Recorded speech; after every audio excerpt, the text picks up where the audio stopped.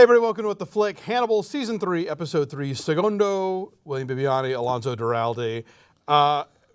Where we had to tape this one early for various boring internal reasons, and so I had to watch this in an online screener that was not the network version, which meant I couldn't turn on closed captioning, which is really tricky because they whisper a lot on the show. To clarify, There's so much whispering. To clarify, was the actual network version of the show? Yes. You just didn't have. I didn't have the option to close captioning. Yes. Yeah. Yeah. So I was like, what?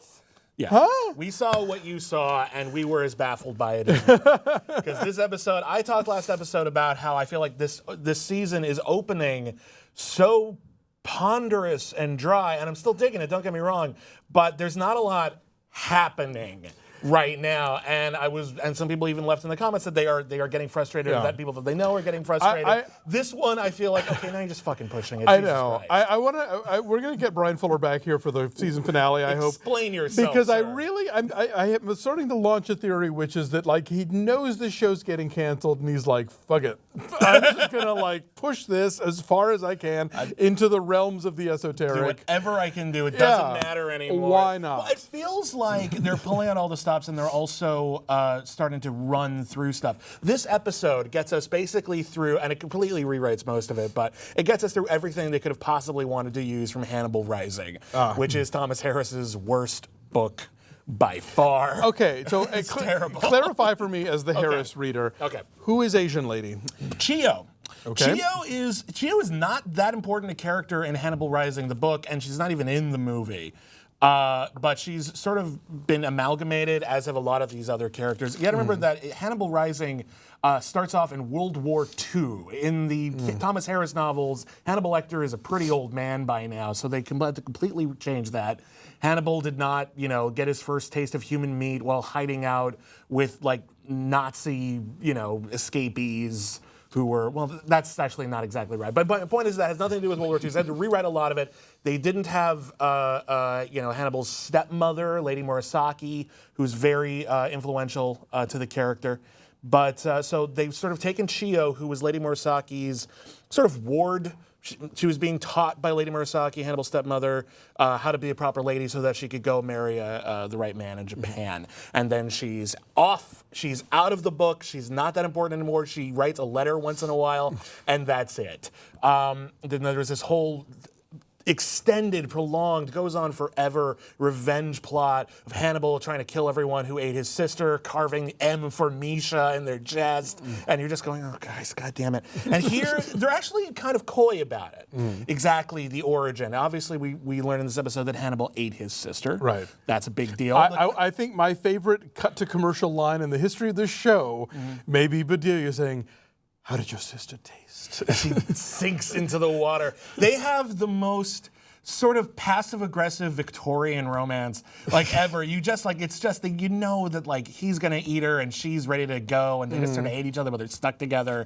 And it's very General Foods International coffee. They're just needling each other more and more and more. So anyway, so Chio, all of this stuff is completely gone. There wasn't any character from the Thomas Harris novels who was being like kidnapped, tortured, only allowed to listen to the sound of water. This is all new territory. Okay. I think I'm trying to figure out exactly what they said happened. So this guy was like the Lecter family chef or something, and he killed and ate Misha, and maybe he fed her to Hannibal, or maybe Hannibal did it and blamed him. They're not being very clear. No, well, my understanding was that Hannibal told Chio that this guy was responsible for eating Misha, that she was now responsible for keeping him trapped because she refused to kill him, and that now we're finding out that, oh, no, actually Hannibal ate Misha, and Will knows it, and so he forces Chio's hand by releasing the guy and making it be him or her, and in that point she does finally kill him. See, and that's interesting. See, I'm looking at it from a Hannibal Rising perspective, in which the point of his origin was he didn't want to eat Misha, he had to, he was fed her,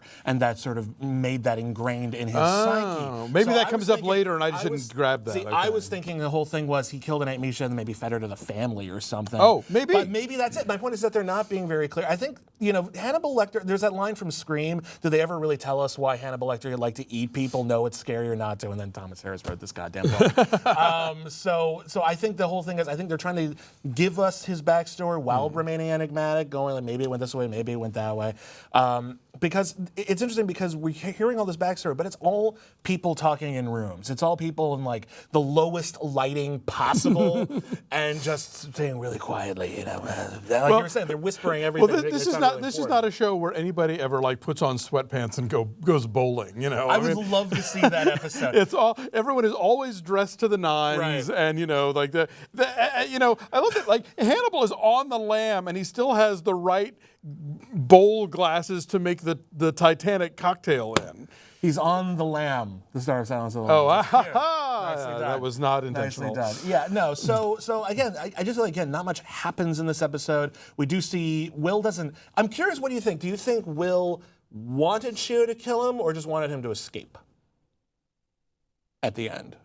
What did he want? Obviously, we know what happened. I think that he was trying to make her confront the fact that she would kill him if it came down to it being the two of them. Right. And I think he was sort of trying to like clear her eyes of this notion of, I could never kill someone. Well, she's as enslaved Sure as you this guy could, is under the right circumstances. Yeah. I'm starting to read a weird kind of metaphor into the snails, and I could be completely wrong here. I'm curious to hear it. All right. Well, we had the whole thing in the episode with all the flashbacks with Eddie Izzard about what the snails eat and how that affects the way they taste and blah, blah, blah. Yeah.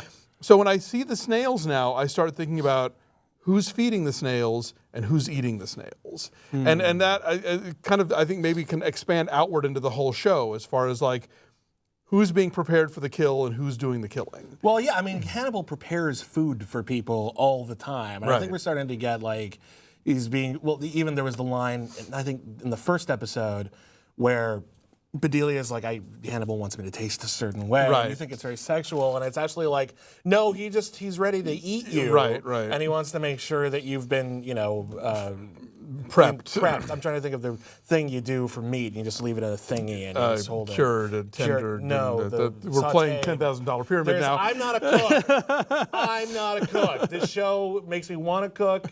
I want arm. It looks delicious, falling off the bone. With the sugarcane things. Oh, it's delicious. Yes. I don't know what the hell I don't know. There was like a dessert with like the pokey things, and it's got lung in it. I'm like, I don't even fucking know. It looks great. I just don't know what it is. So he clearly is dying to if not get caught, dying to bring all the players back on the board, right? Like, I think he's antsy. I think he's tired of hiding. Yeah. He wants to be seen again. He wants to be out in the open. And you can just see, like, even when he kills that guy, it's like, that was impulsive. You were planning to be impulsive for a while. Yeah. Oh, and Jack's back. Let's not forget. Oh yeah, Jack Crawford. So one of the more of the pieces, character we haven't seen since the season finale. A little kind of. The first episode was like, okay, here's what happened to Hannibal and Bedelia. And then, Will is alive. And it turns out that our young lady friend is not. And then Jack, just throw him in the middle of an episode. We're not going to dedicate a whole episode to Jack. Screw Jack. That's what Lawrence Fishburne gets for almost not coming back this season. Have fun at Blackish. You're right. And I think maybe they just kind of thought, well, we can't have yet another episode where we see yet another character's entirely from their perspective. And how they moved forward from the flashback. But it is interesting that they bring him back in this episode, but he's really not doing anything in this episode. No. He goes where Will was last episode. Right. Has kind of the same conversation with Potsy. And it looks like he's experiencing a certain amount of regret. He says, like, I borrowed his imagination and I broke it. Right. Like, that's a good line. I really like that. But, again, we're not doing anything with him yet. I feel like almost like, I don't know, do you watch Game of Thrones? I don't. This season... I don't hate Game of Thrones. I've just never seen Game of Thrones. That's fine. He'll get to it eventually. Get off my back, people. He hasn't seen The Wire either. I'm mad at him about that, too. One day I will be in the safe with Burgess Meredith and an extra pair of glasses, and I will catch up on everything, I promise. He's borrowed my first season of The Wire for like 2 years now. Anyway. I have HBO Go. You can have it back. Fine. Okay, anyway, here's my point.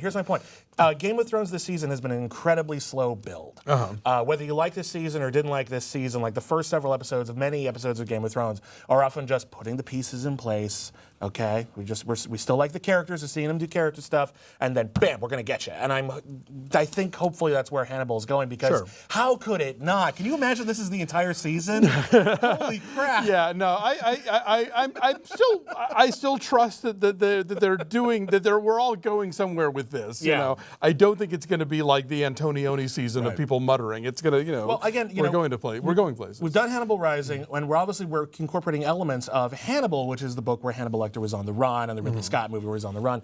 We're there. You know, people are going to find Hannibal, and when Hannibal is finally found in Hannibal, which takes forever in the book, but it all comes to a head and everything goes completely insane. You know, we know that Mason Verger is coming back this season. He has a revenge plot against Hannibal in the books. I'm sure he'll have it here.